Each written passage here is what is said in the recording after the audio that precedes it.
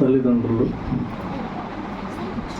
ఆ పుట్టినరోజులో cake cut చేశారు పిల్లలు, అంతే కదండి.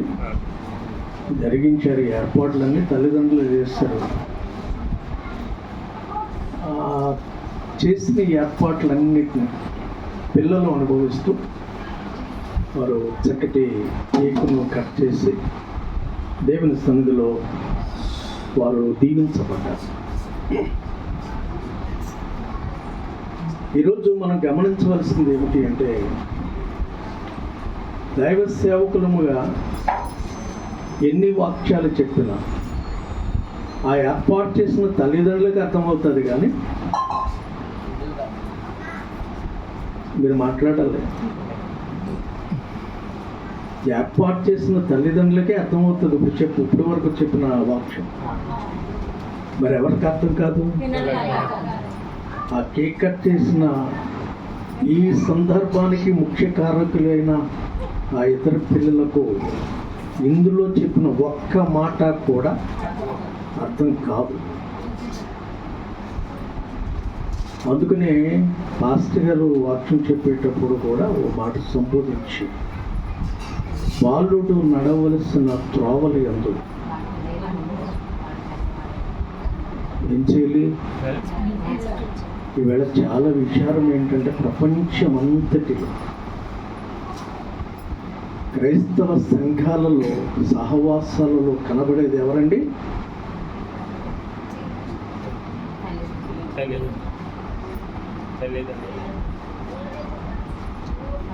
ఇక్కడ అందరూ తల్లిదండ్రులు లేరు. ఇక్కడ అందరూ తల్లిదండ్రులు లేరండి. సంఘాలలో ఎవరు కనపడుతున్నారంటే స్త్రీలే. యవనస్తుల్లో ఎవరు కనపడుతున్నారండి?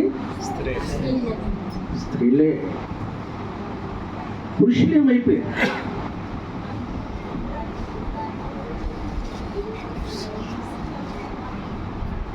ఈరోజు లోపము వాళ్ళలోనూ ఉంది, మనలో కూడా ఉందండి. వాళ్ళు పోతే మమ్మల్ని ఏం చేయమంటారంటే, ఎప్పుడైనా ఎన్ని సంవత్సరాలు, మన పరిచయం 35 సంవత్సరాలు, ఎన్ని సంవత్సరాల్లో మీరు విన్న వాక్యాన్ని ఎప్పుడైనా మీ ఊహ వచ్చి వాక్యాన్ని అర్థం చేసుకోగలిగిన పిల్లలకు చెప్పారా? నీ భర్తకు చెప్పవా?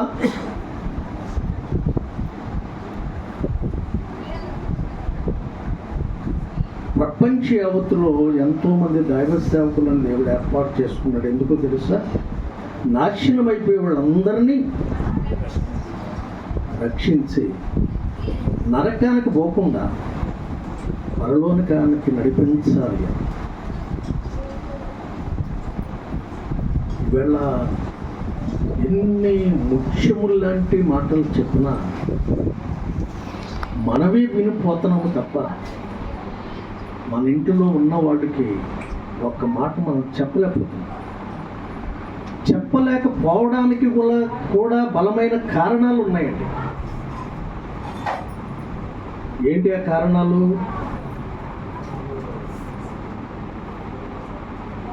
కారణాలు ఏంటంటే, మనలో కూడా బలహీనతలు ఉన్నాయండి. ఒక ఆయన క్రిస్మస్కి రమ్మని 3 సార్లు అడిగా, అంటే 3 సంవత్సరాలు. 2 సంవత్సరాలు కూడా వస్తాను అన్నాడు ఆయన. 3వ సంవత్సరం ఏమన్నాడంటే, మా ఆవిడలాగా బూతులు నేర్చుకోవడానికి రావాలండి మీ దగ్గరికి. ఆమె ఏమి చెప్తుంది వాక్యం ఆయనకి? ఆమె చర్చిలో నుండి వెళ్ళి, ఈరోజు పాస్టర్ గారు ఈ వాక్యం చెప్పారు పిల్లల గురించి, మన గురించి, నా గురించి, నీ గురించి అని ఏం చెప్తుంది ఆమె? అందుకనే కొన్నిసార్లు మనను చూచి నేర్చుకోవాలి మన కుటుంబీకులు, కొన్నిసార్లు విని నేర్చుకోవాలి. యేసు ప్రభు ఏం చూపించాడండి? మాదిరి. ఈవేళ ప్రపంచంలో మాదిరి లేని క్రైస్తవులు ఎంతోమంది ఉన్నారు. అందుకే కుటుంబాలని వాళ్ళు రక్షించుకోలేకపోతున్నారు. ఈరోజు సమూయేలు మనలాంటి వాడే. సమూయేలు మీ అమ్మకి మీ నాన్నకి నువ్వెలా పుట్టావో, మా అమ్మకి మా నాన్నకి నేనెలా పుట్టాను, వాళ్ళ అమ్మగారికి వాళ్ళ నాన్నగారికి సమూయేలు కూడా అలాగే పుట్టాడు. ఈరోజు నీకు ఎలాంటి అవయవాలు ఉన్నాయో, నాకు ఎలాంటి అవయవాలు ఉన్నాయో, సమూయేలు కూడా అలాంటి అవయవాలే ఉన్నాయి. మనకంటే ఎక్కువేమీ లేవు.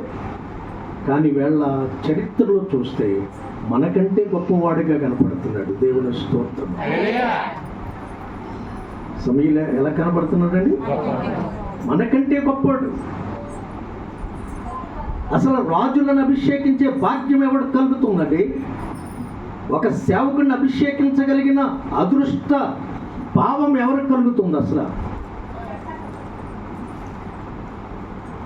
అంతటి గొప్పవాడి అవ్వడానికి గల కారణం ఏమిటి అంటే, చాలా కారణాలు ఉన్నాయి. సమూయేలు గురించి చెప్పాలని చాలా కారణాలు.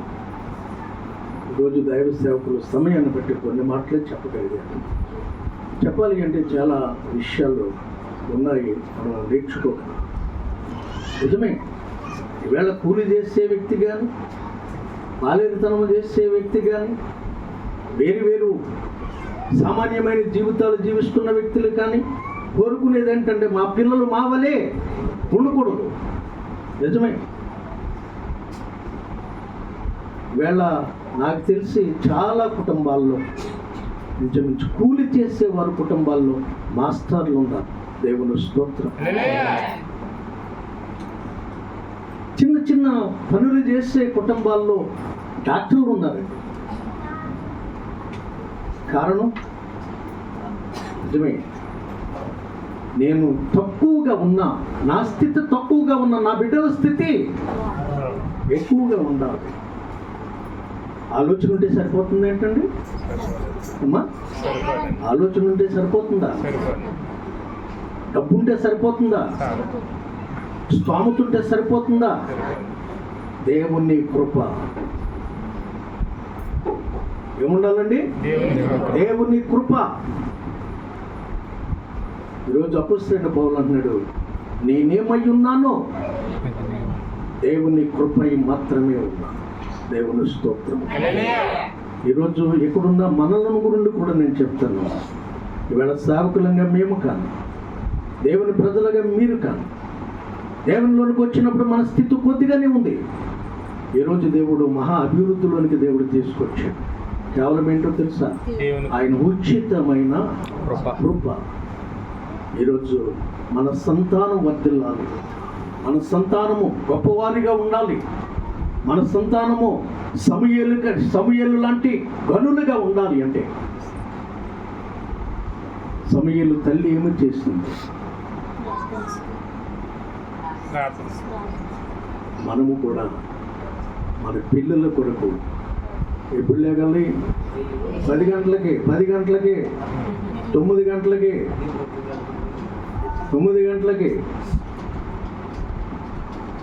దేవుని బిడ్డలారు, వీళ్ళ క్రైస్తవులకి వాక్యం వినేటప్పుడు వినే కొలది రోషం కావాలి. రోషం రావాలి. ఏం రావాలి? అప్పుడే మనం చేయగలం. కాబట్టి దేవుని బిడ్డలారా, ఇది పనులు రోజులు ఇవి మళ్ళీ ఎక్కడెక్కడికో వెళ్ళాలి. కాబట్టి నేను కూడా ఏమీ కొత్తగా ఏమి చెప్పను. కానీ మాస్టర్ గారు చెప్పిన వాక్యంలో ఎంతో మధురమైన అనుభూతులు ఈరోజు మనం విన్నాం. కాబట్టి మన పిల్లలను అలా పెంచుదాం. ముఖ్యంగా దేవుని సన్నిధికి వచ్చేటప్పుడు నీ పిల్లలు నీ ప్రక్కన కనపడాలండి. ఒక్కగా ఉన్నప్పుడే ఉంచాలి. మానైపోయిన తర్వాత చెప్పండి. ఈవేళ చాలామంది తల్లులు చెప్తున్న మాట ఏంటంటే, చాలా గారంగా పెట్టి పెంచారు. పక్కోళ్ళు ఎవరన్నా బుద్ధి చెబితే ఊరుకోని తల్లులు మా అబ్బాయి అండి మొట్టిగా నడుస్తున్నాడని చెప్తున్నారు, లేకపోతే మా అబ్బాయి అండి నడుము మీద తన్నాడని చెప్తున్నారు. నేను అనుకుంటాను మనసులో, పైకంటే మరి ఊరుకోరు కదా, మనసులో అనుకోండి బాగా తంతున్నాడు. దేవుని వాక్యాన్ని వినిపించండి. లేక వాళ్ళకి అర్థం కాకపోతే మళ్ళీ రిపీట్ చేయి. నువ్వు విన్నదాన్ని ఇంటికి తీసుకెళ్ళి. ఒక పాప చెప్తుంది, వాళ్ళ నాన్నగారు అన్యుడు, గుడికి రాడు, బైబిల్ చదవడు, బైబిల్ అనేది తెలియదు. కానీ గుడికి వెళ్ళకపోతే ఊరుకోడట. గుడికి వచ్చిన తర్వాత, ఇంటికి వెళ్ళిన తర్వాత తనకి టైం ఉన్నప్పుడు అడుగుతాడంట, ఈరోజు పాస్టర్ గారు ఏం చెప్పారు?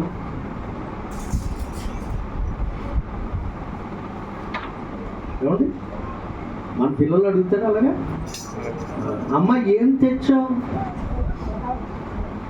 ఏం తెచ్చావు, ఏం చెప్పారు కాదు, ఏం తెచ్చావు, పెట్టండి, మంచిదే, ప్రేమ కలిగి పెట్టండి, ఇవ్వండి. కానీ ఒకటి వీళ్ళు ఈవేళ నిజంగా చెప్పాలంటే, నిజంగా ఎవరొస్తారు ఎంత భయంకరమైన జీవితాలండి వాళ్ళు జీవించే, ఎచ్చలవిడి జీవితాలు, భయము లేని జీవితాలు, సిగ్గు లేని జీవితాలు. సిగ్గులేదు ఒక్కరికొక్కరికి కూడా. కనుక ఈరోజు మనం క్రైస్తవులం కదా, దేవుని ప్రజలము కదా, మన పిల్లలు అలాంటి వారిగా ఉంటే మనకెంతో అవమానం. కాబట్టి అలాంటి స్థితిలోకి మన బిడ్డలు వెళ్లకుండా ఉండాలి అంటే, అన్న ఏమి చేస్తుందో, ఏమి చేస్తే సమయలు ప్రయోజకుడయ్యాడో, గొప్పవాడయ్యాడో, అనేకలను అభిషేకించగలిగిన స్తోమత సంపాదించాడో, గనుడిగా ఎంచబడ్డాడో, అలాంటి స్థితి మనకు కావాలి అంటే అన్నా చేసిన ప్రార్థన మనమును చేస్తూ, రెండోది ఏంటి అన్నా చేసింది ఏంటి?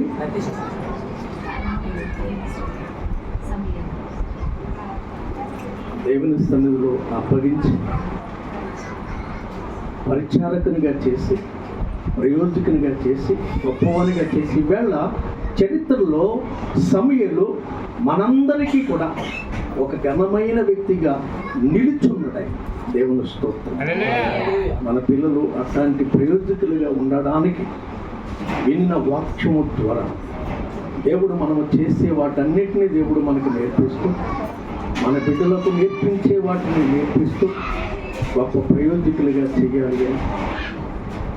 అట్టి సమయాలు లాంటి ఘనమైన స్థితిని, భవిష్యత్తును, జీవితము ఈరోజు పుట్టినరోజు చేసుకున్న చిన్న బిడ్డలందరికీ కూడా దేవుడు రాబోయే భవిష్యత్తును సమృద్ధిగా అనుగ్రహించాలి అని దేవుని సేవకుని ఆశిస్తూ, కోరుకుంటూ, వారిని ఆశీర్వదిస్తూ ఈ మాటలను మరొకసారి మీ మనసులో పెడుతూ ముగిస్తున్నాను.